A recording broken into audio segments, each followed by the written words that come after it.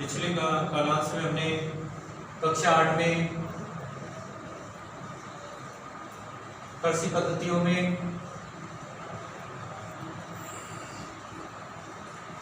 मिट्टी तैयार करना, बुआई करना और खाद और उर्वरक देना ये पढ़ लिया था। आज कृषि पद्धतियों में हम जो पढ़ेंगे वह है सिंचाई करना।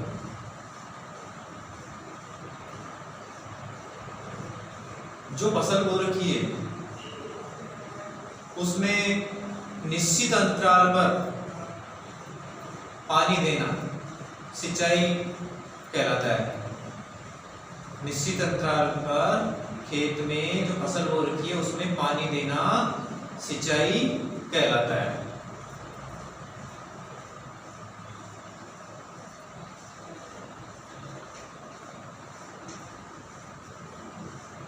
निश्चित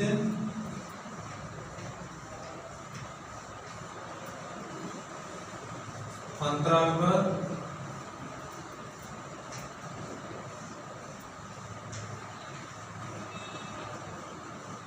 बोई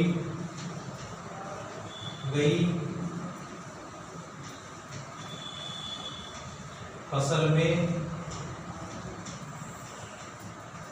पानी देना सिंचाई कहलाता है। सिंचाई क्यों आवश्यक है?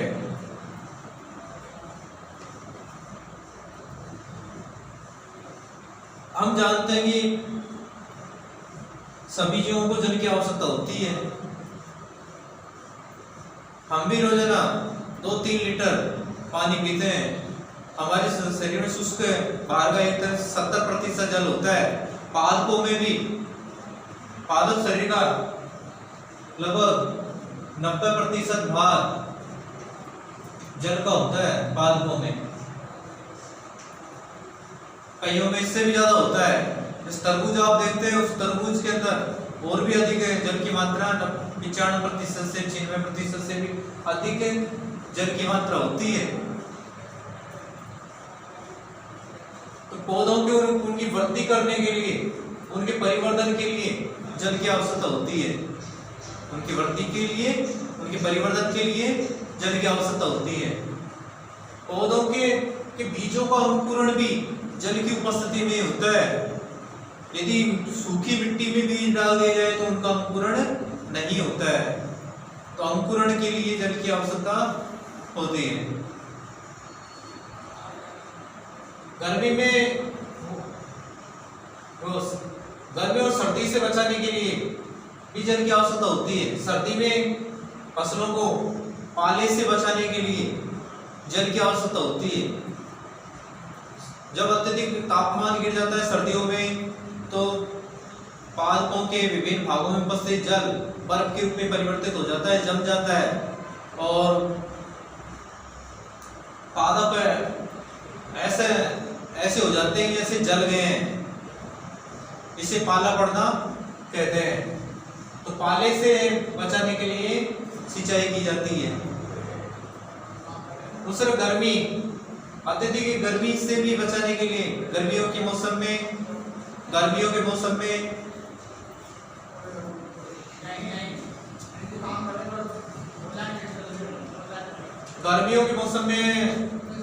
पादपों को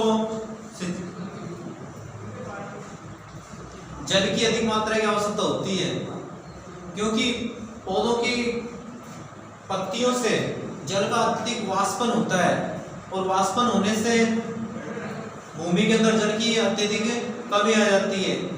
इस जल की कमी की पूर्ति करने के लिए सिंचाई की जाती है, अन्यथा पौधे मुरझा करके सूख जाएंगे और मृत हो जाएंगे। मिट्टी के अंदर जो खनिज लवण होते हैं, पोषक होते हैं, इनको पौधे अपनी जड़ों के द्वारा अवशोषित करते हैं। इन जड़ों के द्वारा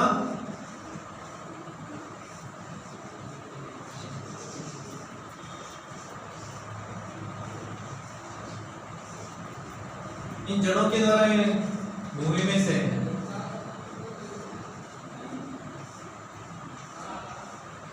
जल और खनिज लवण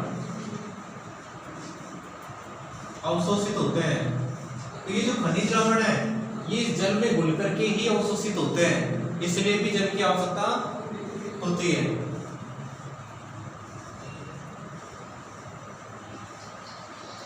सिंचाई के स्रोत, सिंचाई के कई स्रोत हैं, जैसे कुएं, जलकूप, तालाब, झील, नदियां, बांध, नहरें। इन जल स्रोतों से पानी लेकर के, विभिन्न तरीके से पानी लेकर के, या तो विद्युत के द्वारा इन जल स्रोतों से पानी निकाला जाता है, या फिर इंजन के द्वारा, इंजन से चालित पंप के द्वारा इन जल स्रोतों में से पानी निकाला जाता है और पानी को उपयोग में लिया जाता है सिंचाई करने के लिए। सिंचाई के पारंपरिक तरीके, सिंचाई के कई पारंपरिक तरीके हैं, जैसे मोट, चैन पंप, ढेकली, रहट। इनको चलाने के लिए तो पशुओं का उपयोग किया जाता है या फिर मानव का उपयोग किया जाता है, मानव की श्रम शक्ति का उपयोग किया जाता है। ये सस्ते तो पड़ते हैं, जो सिंचाई के पारंपरिक स्रोत हैं ये सस्ते तो पड़ते हैं, लेकिन बहुत मेहनत भरे हैं। वर्तमान की जो जीवन शैली है इसमें ये उपयोगी नहीं है, क्योंकि अधिक मेहनत इनमें लगती है और कम क्षेत्र में ही सिंचाई इनके द्वारा हो पाती है। जैसे आप चित्र में देख रहे हैं, यहाँ पर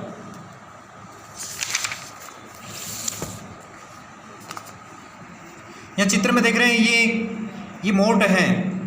इसमें एक रस्सी के द्वारा इस मोट को बांधा जाता है, कुप्पा होता है ये। इसको इस गिरनी के द्वारा इस रस्सी से ये बंधी होती है ये मोट, और गिरने के में होकर के इसको कुएं के अंदर डाला जाता है, कुएं से भर करके इसको निकाला जाता है और इससे सिंचाई की जाती है। दूसरा आप देख रहे हैं कि चैन पंप है। इस चैन पंप को घुमाने से पानी नीचे से कुएं में से बाहर आता है। ऐसे ही आप ढेकली देख रहे हैं। ढेकली में एक सिरे पर रस्सी से बाल्टी बंधी होती है और ये रस्सी यहाँ से एक लंबे बांस या कोई लंबे लकड़ी के टुकड़े से बंधी होती है। लकड़ी के मध्य में एक वी आकार की संरचना, ये लकड़ी की इस वी आकार की संरचना पर टिकी रहती है और इसके लकड़ी की दूसरी सिरे पर एक पत्थर बंधा रहता है। जब इससे पानी निकालना हो तो इस पत्थर को यहाँ से खोला जाता है और ऐसा करने से ये सिरा अंदर कुएं के अंदर चला जाता है और पानी से बाल्टी जो भी पात्र है भर जाता है। अब इससे दूसरे सिरे से पत्थर को वापस बांधा जाता है, जिससे ये सिरा वापस ऊपर आ जाता है और इस तरह पानी इससे बाहर निकाला जाता है। रहेट को आप देख रहे हैं। रहेट को इससे बैल के द्वारा चलाया जाता है। बैल घूर्णन करता है, यहाँ से चैन पंप या गिर्री से यहाँ से जुड़ी होती है और ये यहाँ से अंदर इसको घूर्णन करने का काम करती है, जिससे पानी बाहर आता है।